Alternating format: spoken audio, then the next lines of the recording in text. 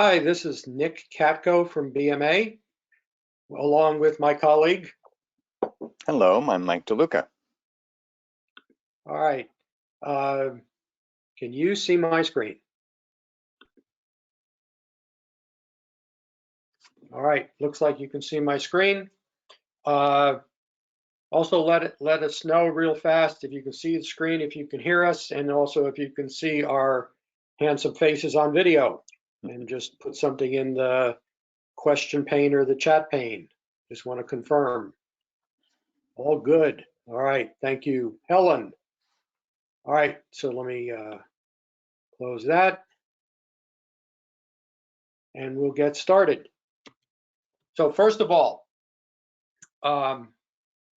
if you want a copy of today's presentation, please go into the panel, your control panel, handouts, you can download it. If you are watching a recording of this presentation and would like to get a copy of it, just send me an email. I'll be glad to send it along to you. We'll have some time for questions at the end. Type your questions in, and we'll try to leave about 10 minutes or so at the end to get through any of the questions that you have.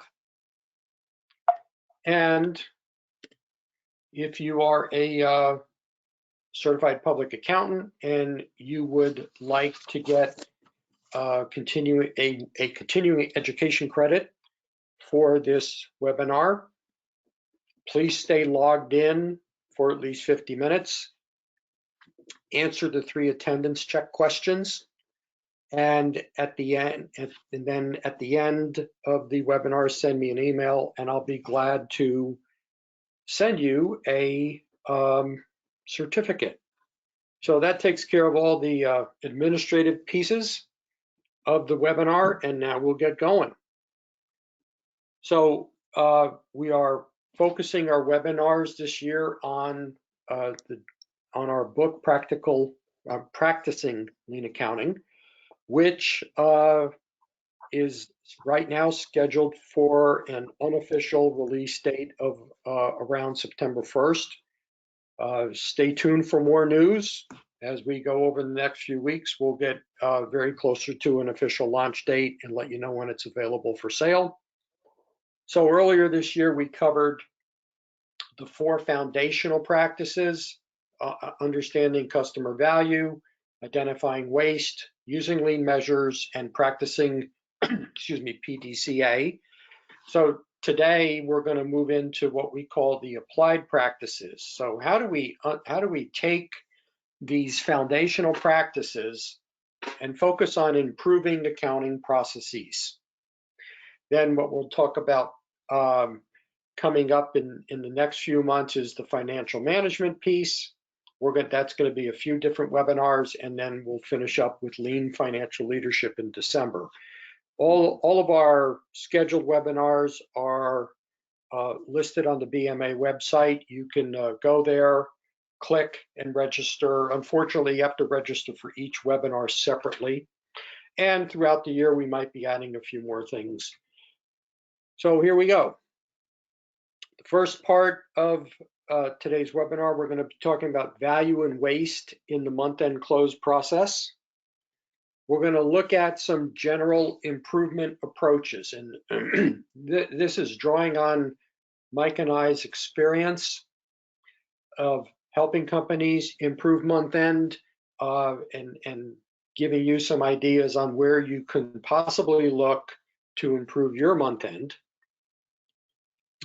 Then Mike's going to talk about daily lean management in the month-end close process, which is really essential to sustaining the improvements that you make. And he's going to really go through a really good case study of a company that he worked with. Then we'll wrap up and take some questions. So let's move on, and we'll talk about value and waste. So, customer value in lean thinking. It's basically about serving your customers better. Now, when it comes to the month-end close process, accounting is not oblivious to this. In fact, accounting is quite well aware of what value is. Delivery of the financial statements. There's usually a number of days in which you deliver the financial statements. Now that can be set by the leaders of the company, but whatever it is, it's we close in 3 days, we close in 5 days. Mm-hmm. In some cases, in some companies that we have worked with, that can be somewhat of a moving target. They might hope for a week or whatever, but sometimes it's a little bit more for different reasons. So one, serving customers better is maintaining a consistent on-time delivery. The other piece is quality. The financial statements need to comply with generally accepted accounting principles, or if you're outside of the US, IFRS. Mm-hmm. All right. So it's quality and delivery. That's what the users or readers of the financial statements expect, whether they're internal or external. So it's not, improving month end is not, like I said, we know how to serve our customers. We really know what they want. So it's not really about rediscovering that. It's more about the method of how we get there. How do we deliver the financial statements on time in compliance with GAAP? Now, the benefits to improving month end, there can be less overburden on the accounting team. If you are in accounting and finance, you know this, month end is intense. There's a lot of work to get done in a short period of time. And like Mike states, a lot of times when we're doing any kind of training is, you sort of, you hope the month end date is like on a Thursday or a Friday. And maybe you have a 5-day close that actually gives accounting the weekend to actually, gives them more time to get the close done. And maybe then they don't have to work as much overtime on Monday, Tuesday, and Wednesday. So it's really trying to adjust this thinking. If we can eliminate the waste in month end, we create capacity, more time. And what can accounting do at that time? Well, maybe there are more value add analysis that can be done in terms of supplemental reports. Or maybe you can take that capacity and reapply it to other types of regular accounting processes. And the other accounting work doesn't stop during month end. Yeah, that's true. Yeah. In fact, when I was working with one company on month end close, I was talking to the accounting people and getting started, and one of the members of the team said, "Oh, I have a simple solution. We can get this done fast." I said, "What is it?" He says, "We just need to tell everybody to leave us alone for 5 days and we'll get things done." All right, so there's the value, serving customers better. And there are opportunities. I mean, if you're closing in 5 days, if you can close in 3 days, that's even better. Okay, so think about that as you're going through looking at opportunities to improve. Now, when it comes to waste, and let me put all these up here right now, month end is the ultimate batch process. Okay, the accounting and finance, you only do it 12 times a year. It's intense. There's a lot of work to get done in a short period of time. And at one level, sort of the conventional thinking is you just want to get through it, which from a lean accounting viewpoint it means that you're so busy trying to get the work done that you may not see the waste or may not have any time to think about it during the month-end close. So what are some of the wastes which show up in month-end? Okay, defects. So, it's about finding errors during the month-end process and correcting them that, the occurrence of the error happened during the month. Okay, so we're correcting defects. When it comes to overproduction, supplemental reports, information, are you producing information that the readers are not using? And a lot of times that can focus on internal users. When it comes to external users like banks, they usually are very specific. We need this information every month. Okay, so that's not overproduction. Waiting time. Accounting and finance is waiting on information from other parts of the company to close. I did a month-end close at one large company, and their month-end was 10 days long. When we mapped the process, what we found out is accounting this was a manufacturing company. They were waiting a number of days for operations to get transactions recorded for the period in order to post them into the general ledger. Neglect of talent. Okay, the month-end process for many companies is overburdened. Okay, the team is consistently working long hours in a short period of time to close. Now, we're not saying that you're not going to work some overtime, but this consistent overburden, it's wearing. Okay, and like Mike said, you also have your other work to do, and you get through month end and you barely can take a breath, and now you got to jump right back into all the other work that you have to do, or maybe some work that you had put aside during month end and you got to catch up. I worked at one company where I was working more on the box score side of things, but they talked about their month end close, and they said they closed in 2 days. I said, that's great. I asked them, I said, how many working hours are in those 2 days? And they said, oh, probably about 14 or 15. So yeah, they closed in 2 days, but they worked 14, 15 hours a day to get done in 2 days. Transportation, moving information between systems. That this could be electronic movement, it could be manual movement. You have general ledger modules, you have manufacturing modules, operational modules. There's all that movement of information. Sometimes it even goes into spreadsheets first. So you have to look at possibilities there of reducing unnecessary movement. Inventory is about the batch processing.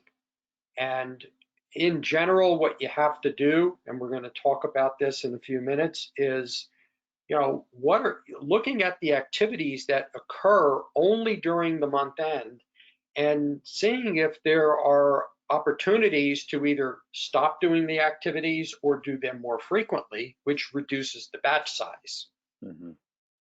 Motion is searching for information needed for month end, the information safaris.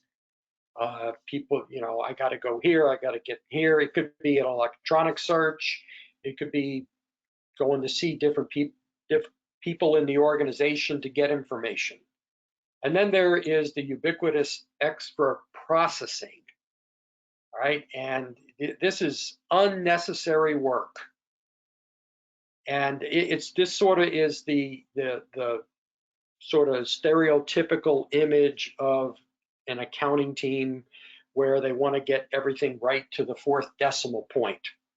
And so they're doing a lot of work to try to be very overly precise.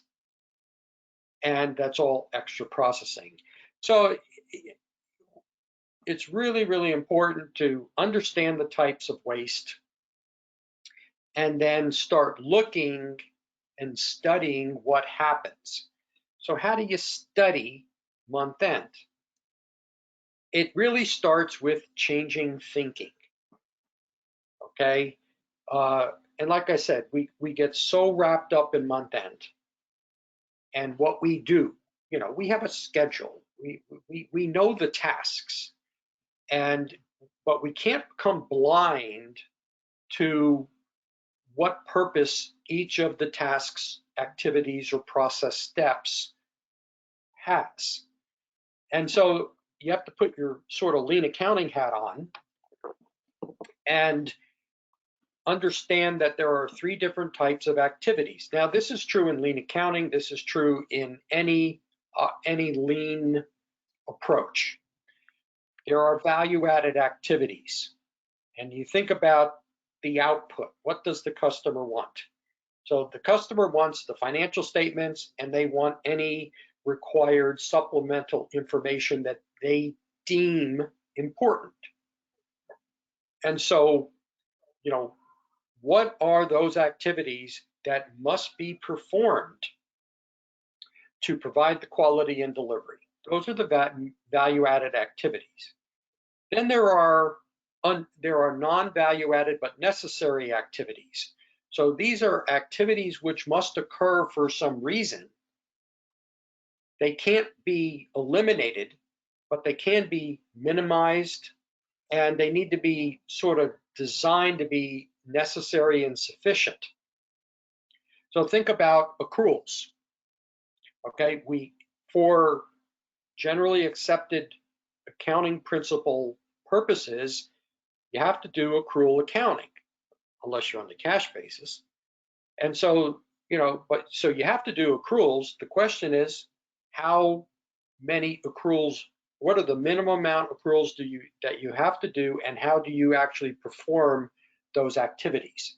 And so you got to dive in and study to understand if there are different types of waste in those necessary activities. Then there's the non-value added and unnecessary. Excess reviews and approvals, over precision, you know. And the thing about the non-value added unnecessary activities, you typically can stop them. Doesn't take anything but identifying those activities. So you have to sort of take a very objective, clear approach to these activities. You can't sort of fall into the trap that, well, we've always done it this way and they're all necessary, okay? One of the ways to do that, I think this is the kind of the trick, or the emphasis on what, Nick, you were saying about putting your lean accounting hat on, is to really take an objective and critical review of these.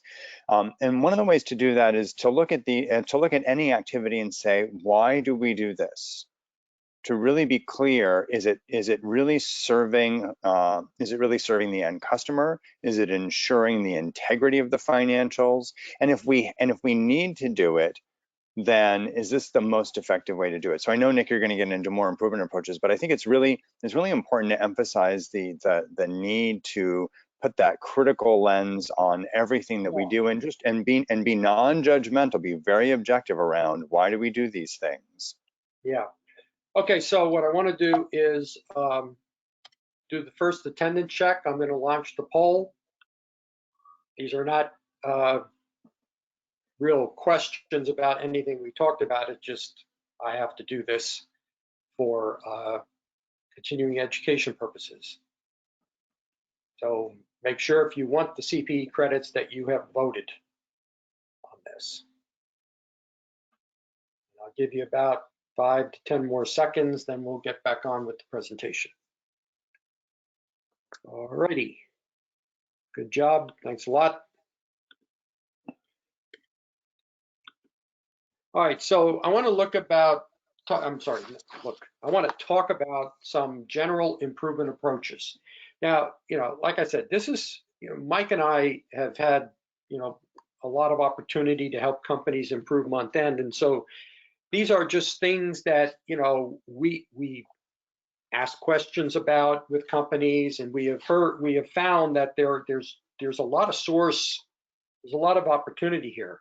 So just wanted to review these with you and give you an idea of how to go about things. So one is reducing the batch processing. So, like Mike said, you look at all those activities that occurred during the month end, and you sort of have to look at them very objectively. And, why do we do them? Why do we only do them at month end? Can they be done more frequently or even less frequently? Excess processing. Okay.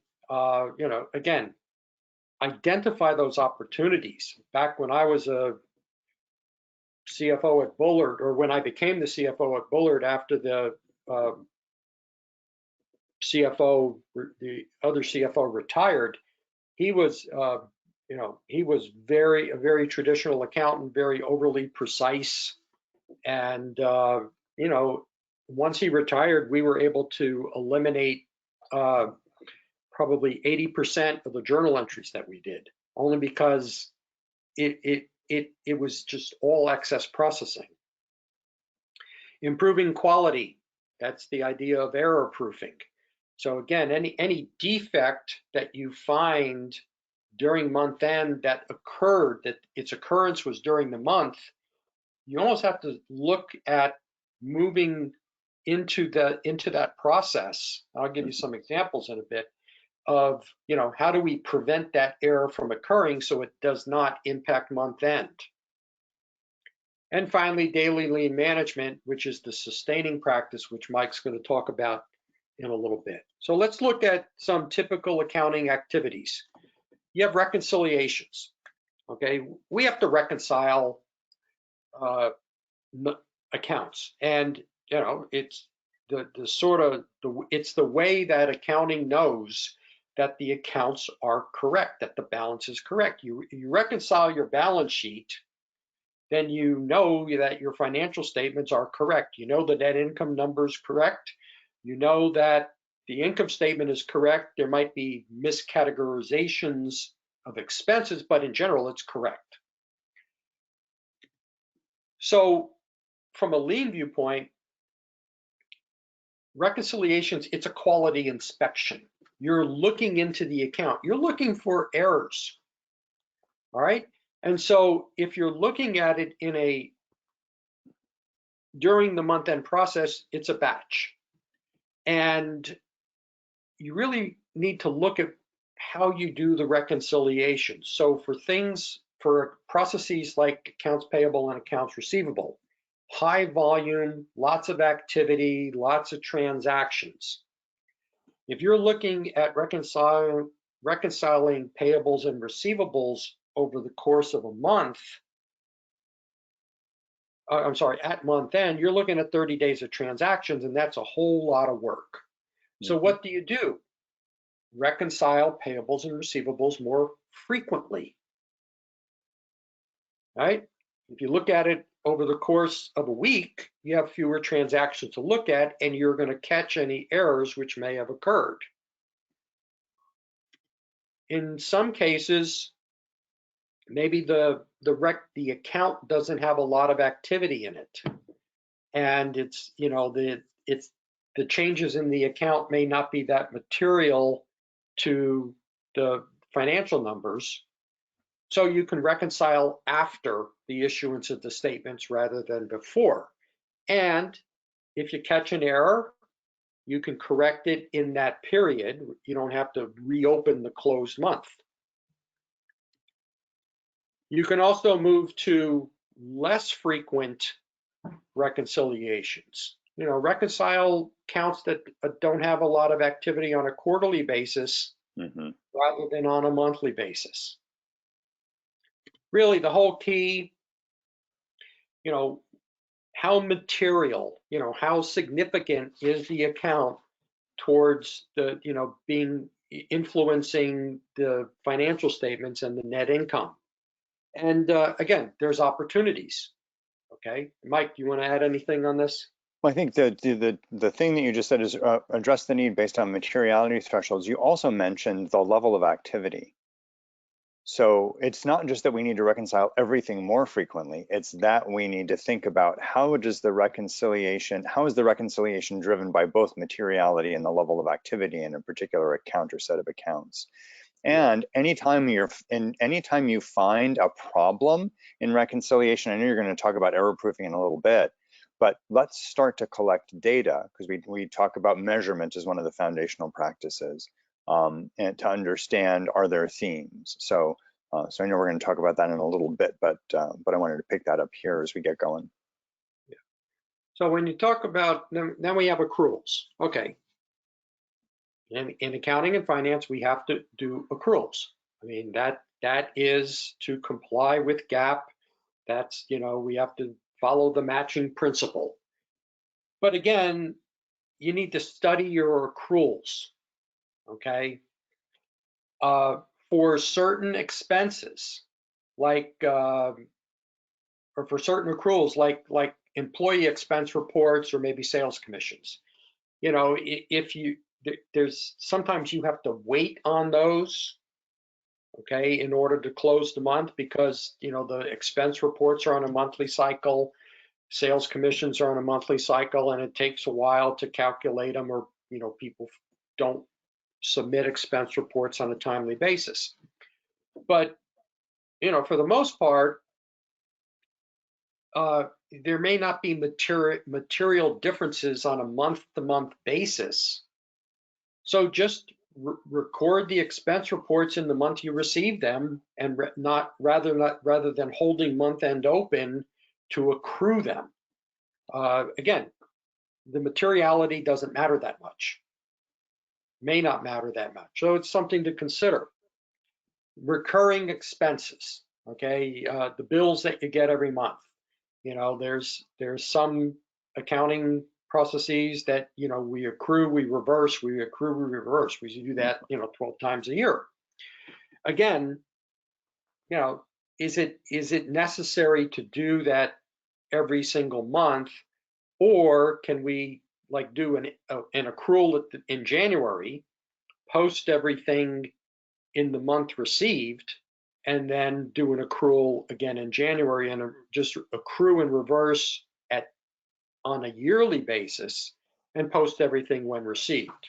Right. Holding accounts payable open, okay? And in order to receive the invoices that suppliers and vendors send that apply to the last month. Again, it can delay month end, because again, you can't close accounts payable and then see the numbers in the general ledger. So you can change your cutoff dates. You can cut off payables at month end. You can cut off payables a day before month end. That might be able to speed up the close. Now, some of you may be thinking, well, what happens if something material comes in? And that's probably more the exception than the rule. If it's the exception, you do a journal entry.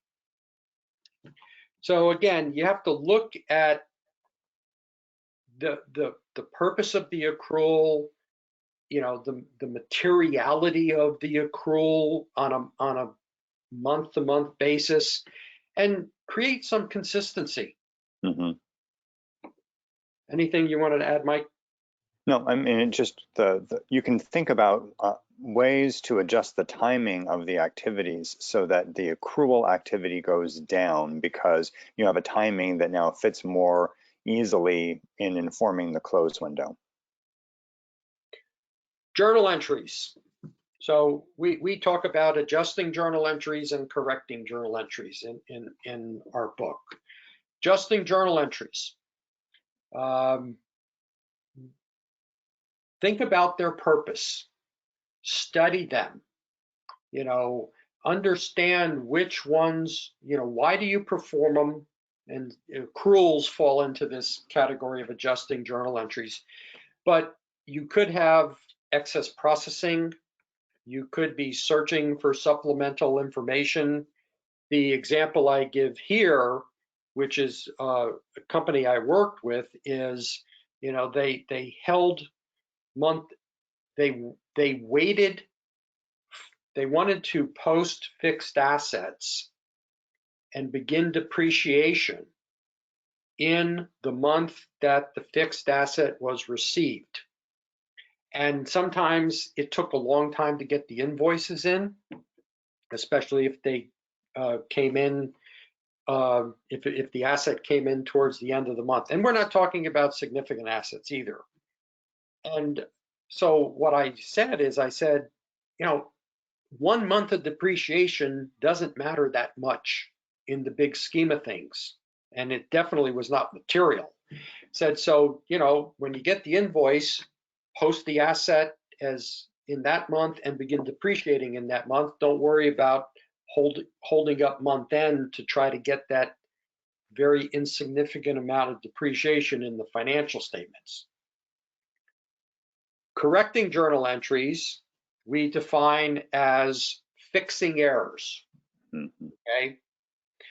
And what you want to do is really identify these, because this is an example of it's defects, and it's also the excess processing that occurs during month end, and every correcting journal entry that you can eliminate is just going to free up that time, because quite frankly, correcting, you probably have a little bit of work to do to correct the entry. It's not just simply, oh, 1, 2, 3, we're done. You might have to do some investigation and understand what really happened.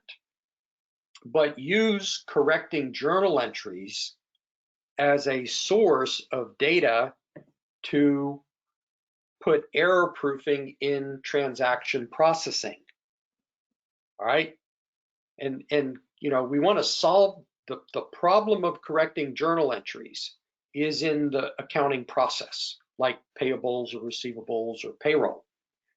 So what we want to do is, to set up an error proofing system in the transaction processing where we're detecting defects on a daily basis. We're fixing defects quicker. And then in the long run, we're putting counteractions in place to prevent the defects from occurring.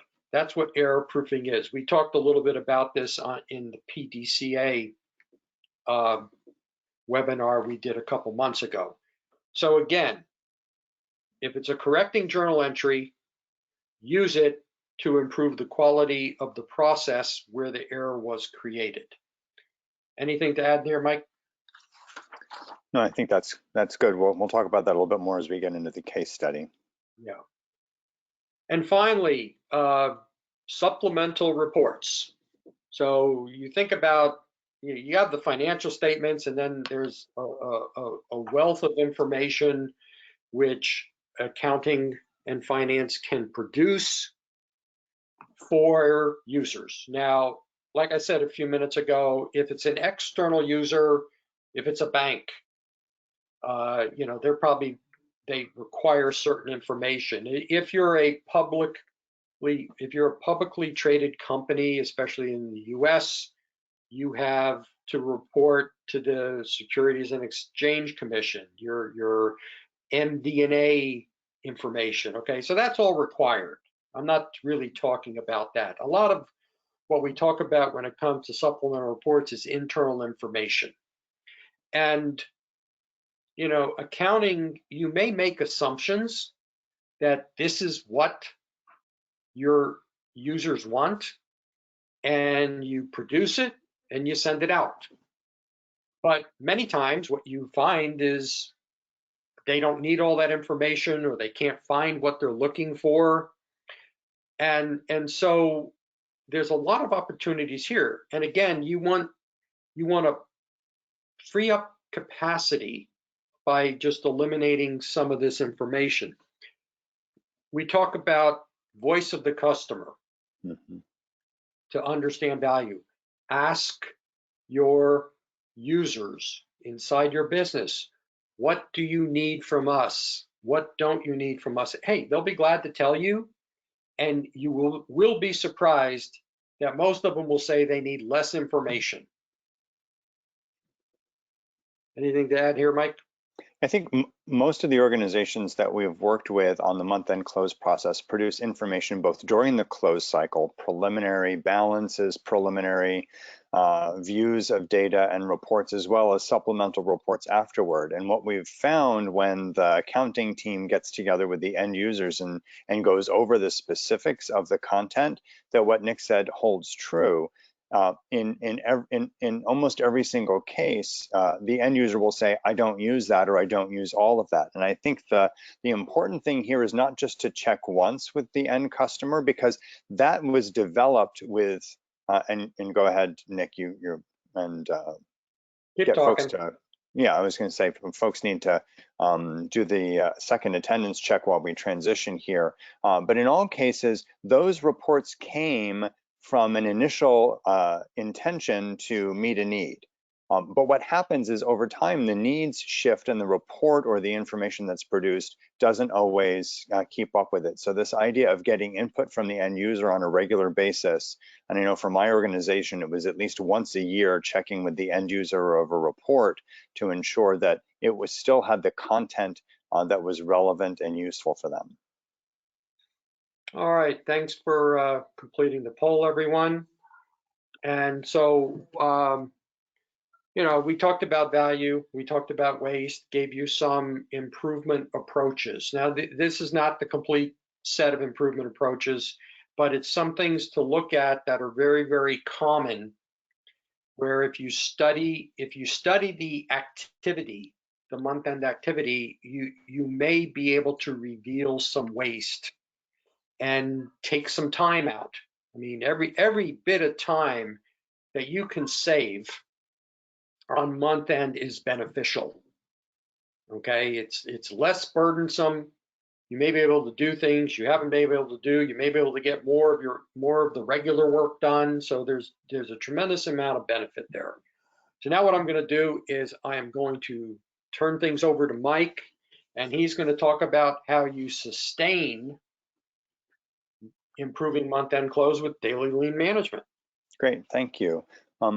Daily lean management is really it's foundational in understanding how a process is doing and helping the team continue to sustain the improvements and build on them.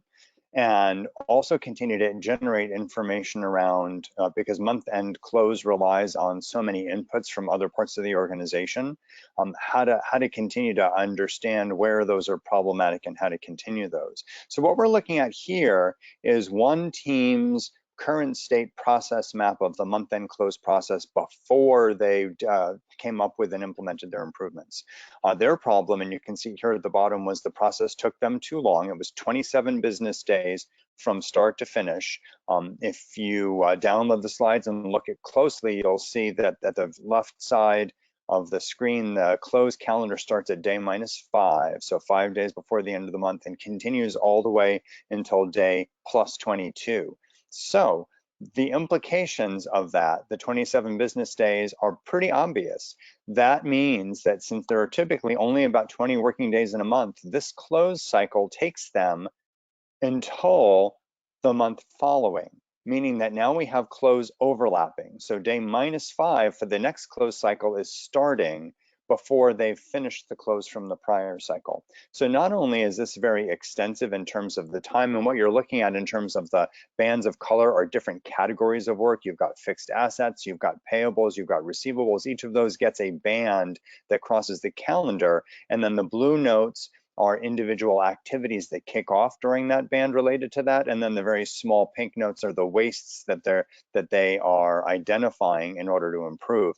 The implications of this long close cycle for this particular organization was not just that it was overburdensome and took much too long, but because this organization relied on reporting out to grantors the results of a closed period in order to get revenue, this delayed their ability to collect revenue.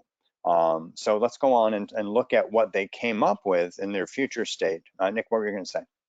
I was going to say, you were talking about this is last year, Mike and I worked with a company which will go unnamed, but they had lots of issues. They had good accounting people working for them, but we mapped the current state of their close cycle, and it was 50 days. And this was not a nonprofit. This was a for-profit company, and it caused all kinds of problems for them.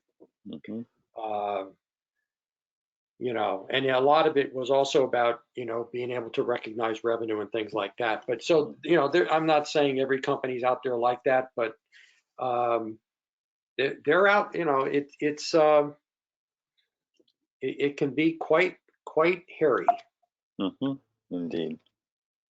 So this was their first cycle of improvement. This is the future state calendar. But the reason that it connects to daily lean management is they used actually the visual of the future state of the close process as their primary daily management tool. So let's talk about how that worked. Each day, at the beginning of the day, the accounting team, it was about 10 people, would have a stand-up meeting or a huddle. So for those of you who are familiar with daily lean management practices, a huddle, and sometimes it's called a stand-up meeting, is because if we sit down, we get too comfortable and it might take longer, but it's about a 10 to 15 minute max discussion where they check on, are we set up to be successful completing today's work today? Do we have a good plan? Do we need to troubleshoot or problem solve the plan before the day gets started? So you can see every day the team would move the marker. Today's day, and it's looking in this particular one that when I snapped the picture, it was day plus 15. So they moved the marker every day and they would check, are we on track for completing? So they would have been looking at that red band, the account reconciliation and GL analysis needed to be on track to be completed that day. And they needed to be ready to kick off their work on performance measure analysis and reporting. And if they were, that's great. It was a very quick discussion. If not, then they talked about what was getting in the way. And you can see what they did as they went through was when they completed a part of the process, they would put a green check mark. That was their data for that particular month's close cycle. Were they able to complete the close, that particular part of the close cycle within the time that they had targeted for that particular set of processes? So you can see in the very center, accounts receivable invoices, they actually had completed those one day prior to the target. So and each of these was on time. So this was an important way for them not just to check whether the process was working, but to have a daily process to make sure that they were set up for success that day. Yeah, like I said earlier, most accounting departments, they understand what has to be done.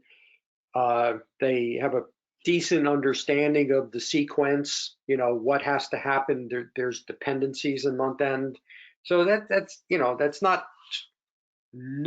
not anything new.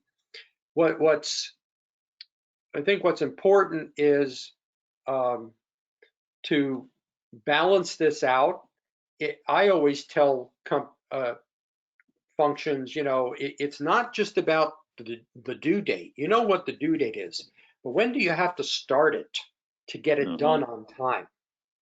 And that's really one of the keys in daily lean management. Okay, it's not, because what you don't want to do is you want to start it in enough time based on the work that has to get done, so that there's capacity to get it done. Right. Yep, exactly. At the end of each month, they would look at every single one of those categories and they would say, what's our target and were we able to meet it? And you can see 1 month to the next, they would capture, were we on time or were we late? And if they were late, and you can see some of the problems that they had in April with certain categories of the close process, they were running late. And so what they would do is they would capture reasons why. And one of the reasons this helps not just the accounting team, but the whole organization is, to Nick's point earlier, when you look at when you start to collect data around the things that are getting in the way, they might be errors or an excessive amount of errors that need to be corrected, or an excessive set of delays in getting information. they can work with the teams that are providing that information. It might be sales, it might be some part of operations, in order to understand what's causing the delay. Sometimes it's because the process that's upstream in sales or operations or another part of the organization is difficult, cumbersome, or error prone. And so the work that accounting is doing to improve close actually helps other parts of the organization make their work easier as well. So it can reduce burden and frustration on the part of other processes. So they use this to check the timeliness and then use that for continuous improvement and problem solving. They would also, because their goals were not just to reduce the close cycles so that they got their reports out to grantors in a more timely fashion and therefore got revenue in a more timely fashion. And I didn't note this on the future state slide, but they actually improved revenue collection in the first round of improvement, which is what these visuals are from, by more than a week. So they were getting revenue 8 business days sooner than they had prior. And that was, like I said, the first cycle of improvement. But in addition to the timeliness of close, they needed to check on the burden from the team's perspective. And so what they did, this was a salaried group, so they weren't paying overtime. They didn't have overtime hours to measure as a data element.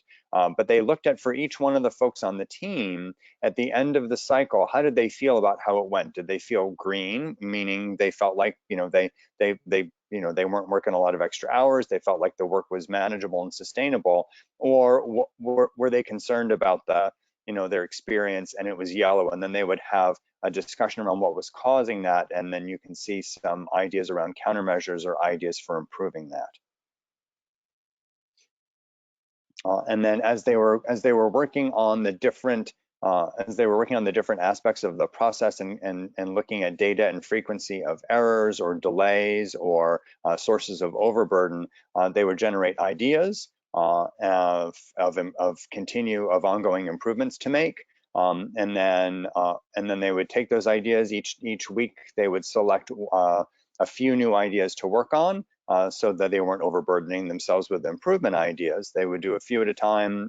When they developed their idea, they'd put them into testing, and then once those improvements were implemented, they moved to done. So this is just an improvement board for the team to continue to use their daily management to not just sustain the improvements, but to continue to build on them.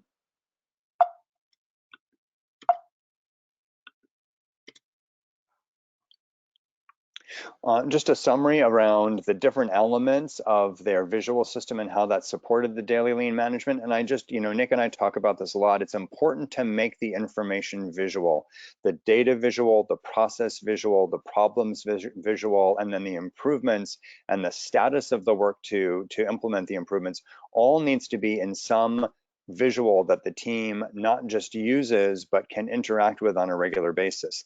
The calendar view for this team made it really easy for them to not just see if they were on track, but like you said, Nick, to make sure that they were kicking off activities in time, so that they were set up to be completed over time. You saw that they were looking at trends over time. So from 1 month to the next, is there a certain part of the process that's becoming problematic? They had an idea board for their ongoing improvements, so they could log ideas and then select ones to work with.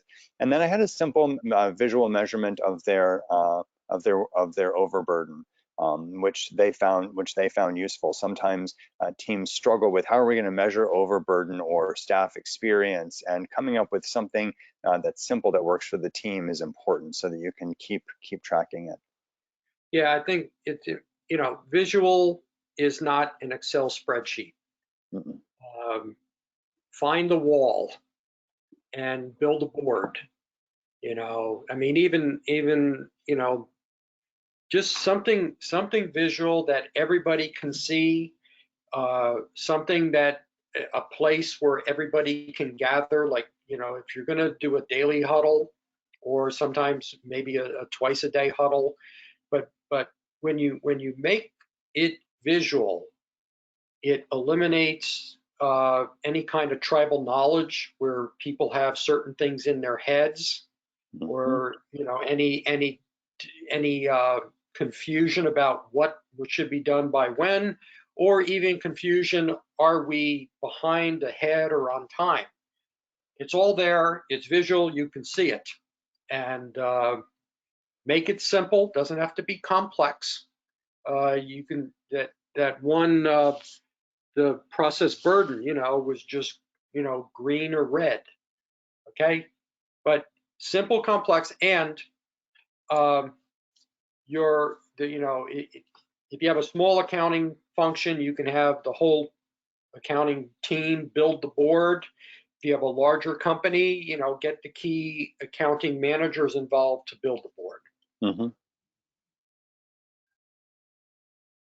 So let's talk through some of the ways to get started. I think, we talked about this earlier. It's important in order for us to identify the most significant things to improve, we start by setting a target. This is part of the plan, do, check, adjust, or the continuous improvement practice. If we have a target for close, then we can begin to measure, is the current process capable of meeting that target? So set a target close time and then create a schedule that meets the target. When you actually try and adhere to that schedule, you're going to discover and need to collect data on all of the things that are getting in the way so that you can do the work to address those so that meeting the target becomes achievable without overburden.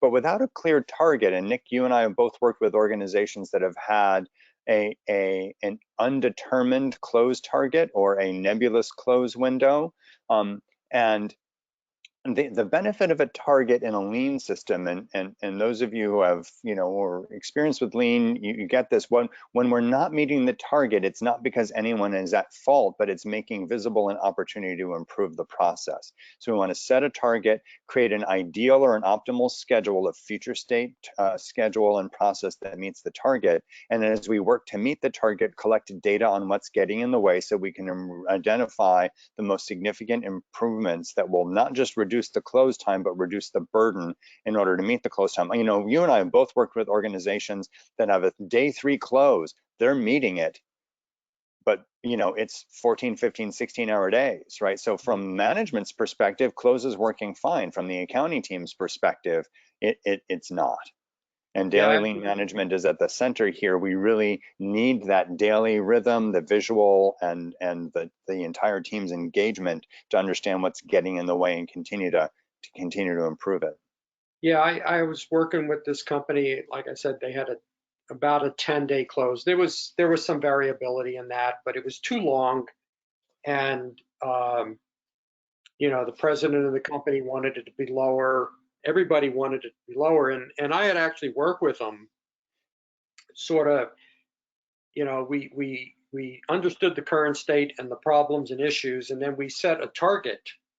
And the initial target, I think, may have been like 6 days. Okay, and they felt that they could get there pretty quick, and they presented that to the president and the president and the CFO, and the CFO just turned around and said, "Well, no, I want to have a virtual close. I don't even want to really, 6 days is not good. I want a virtual close, and I want it to happen in 2 months." And it was like thoroughly unrealistic, in terms of what by when, and it just really, really confused the team. And so again, it's called continuous improvement for a reason. Okay, you work at it over time. You solve problems, and simple problems can be solved. If you have more complex problems, it might take some time.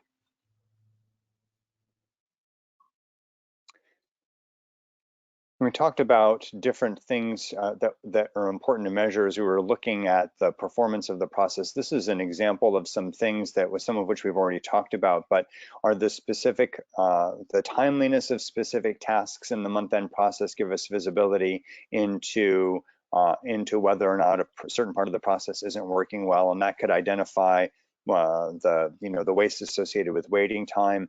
Anytime there's a quality issue, anytime we find that we find an issue during reconciliation, correcting journal entries, things like that, collect data around those in order to understand not just the why, but is that getting better? Are we able to improve the lead time, productivity? Are we able to even out the work over the month? And then, there are a number of cost elements and implications of the close process that you can see here as well. So identify the All right. measures that are most important for your organization. So let's real fast get the third attendance check in, and then we will wrap things up.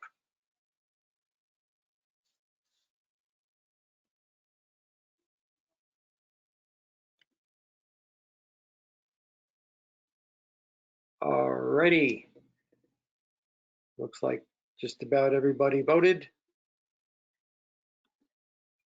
All right, so let me get back to this.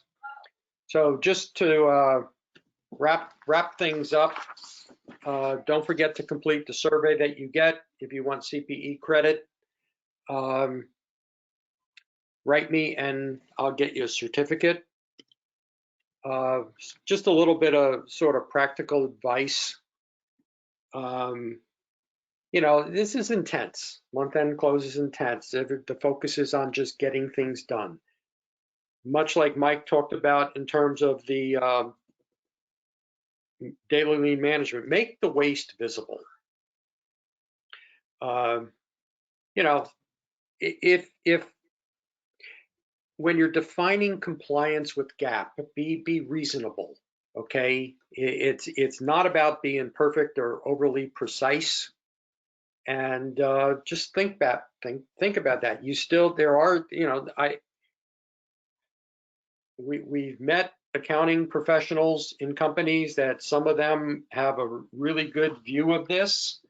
Others are still, sort of the traditional thinking that, well, everything needs to be perfect every month. The other thing is, try new approaches, measure the impact. I mean, it's not about improving. Making an improvement is not about deciding what the improvement is and it's perfect the first time. It's an experiment. So, you only do month end 12 times a year.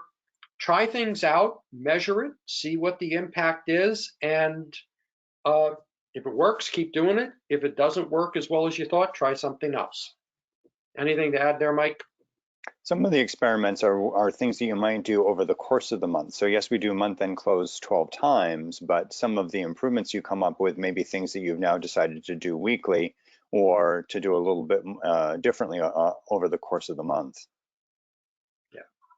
So if you would like to talk about your particular month-end process, we'll be glad to hop on a call. We can set up a Zoom meeting and just chat about it. You have questions about what you do, questions about the possible waste, questions or ideas about possible improvements. If you just want to bounce them off us, contact us. We'll be glad to talk to you. It's free, so take advantage of it. And finally, here's a list of upcoming events.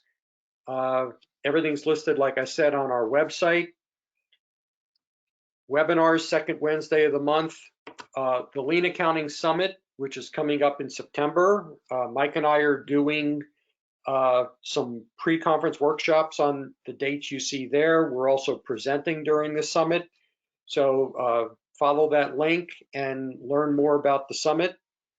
Lean Accounting Community Chat will be next Wednesday. It's the third Wednesday of every month. Register once and you're automatically registered for all of the events, and you can attend. If you can't attend, they're recorded. We'll send them out. There's also going to be more information over the next few weeks about practicing lean accounting. Right now we're sort of targeting a September 1st release date. You're on our mailing list. You'll be getting updated information on that. And we're also going to be talking about a book launch event coming up, but we're working out the details. More to come. So thanks for attending. Let me see. We had just one question about customer value when it comes to this. And, you have external user, what do the customers value? They value the quality of the financial statements and then the delivery. The external customers, they could be investors, they could be bankers, it could be just shareholders, things like that. So, they're trying to make decisions about the company in general. That's what they value. Internal customers, they may have a broader array of needs besides the financial position. They may want to understand more details about it. So that's really how you look at value when it comes to month-end close. So that wraps things up. Thanks for attending. Thank you. And we hope to see you at some future BMA lean accounting events. Have a good day, everyone. Bye-bye.